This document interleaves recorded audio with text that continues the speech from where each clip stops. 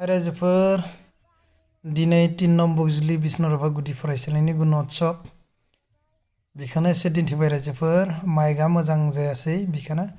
भइस रिमुभार खालामनाय जादों रायजोफोर स' दायो मर्निं एसेम्बलि जा अफिसाराबो फैबाय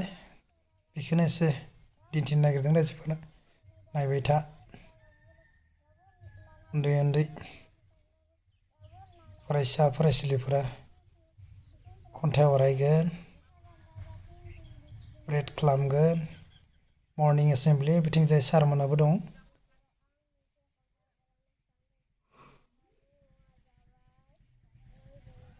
खन्थाइ आवरायदों दायो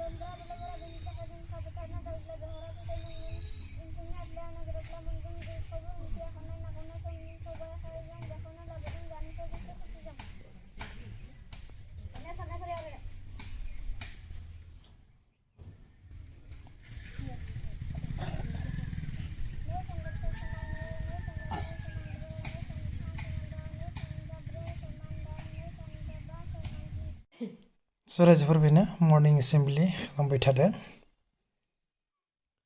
रायजोफोर दा मर्निं एसेम्बलिया जोबां भिडिअ लाग्रोबाय आं सार